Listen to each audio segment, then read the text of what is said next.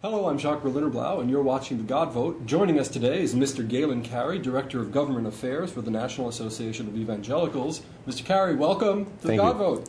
Well, the midterm elections of 2010 are history. Do you think American evangelicals are pleased with the result? Well, first of all, we celebrate the fact that we live in a democracy and that we're in a place where people do get the right to vote. We're very concerned right now about, for example, Sudan, where they're trying to have a vote on independence for southern Sudan, but we don't know if it's going to come off or not. But here in the U.S., we reliably can go to the polls. We know that it's pretty much honest.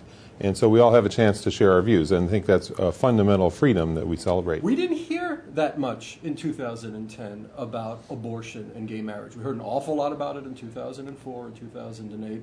Why do you think that is? Christianity Today had posted an article yesterday talking about the death of pro-life Democrats. And there was, in fact, some losses among pro-life Democrats in the election. So, unfortunately, I think we may see the issue becoming even more polarized on the political level. The NAE, for our part, we're working on a common ground initiative to try to reduce the number of abortions, which is not something mainly done in the political sphere, but something done in churches and communities all over the country. Now, a few years back, the NAE released For the Health of the Nation, which was a very interesting document. And there were a bunch of issues in there which we never hear discussed in election cycles. Global AIDS, global poverty, human sexual trafficking, the environment. Once again, those issues seem to have completely fallen off the face of the map in 2010. Why is that? Why can't we discuss these issues? Well, in many ways, this was a monothematic election, and of course everyone is concerned about the economy, as they should be. We can only hope that now the politicians will put the elections aside and get about the business of governing and deal with some of the important issues facing our country. Now, 2010 is going to go down in history as the Tea Party election. Can you tell us a little bit about what similarities, if any, there are between the agenda of your group and the Tea Party movement as we understand it? Well, I should say, first of all, I'm not an expert on the Tea Party and what they represent. From what I understand, a lot of people who are sympathetic with the Tea Party are concerned about issues such as the sanctity of life, which is an important concern of ours.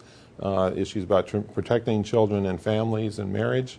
Those are issues that we also are working on, and we hope that the newly elected Congress people will, in fact, work on some of those issues. What's one issue that now you feel much more, shall we say, empowered to bring to the floor? Well, we believe that religious liberty is perhaps the most fundamental freedom that we enjoy. It's we're talking foreign policy here? Well, the domestic and foreign both. Give me an example of domestic religious liberty.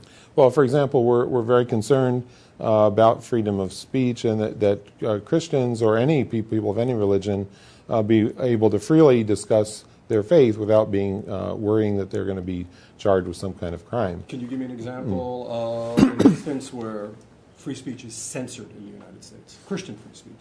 I don't know if I would say censored, but I think some people believe that the hate crimes legislation may, in the future, lead to a situation in which there is a chilling effect on people being able to talk openly about their faith. We've been speaking to Mr. Galen Carey, Director of Government for the National Association of Evangelicals. Mr. Carey, thank you so much for coming to The God Vote today. It's a pleasure.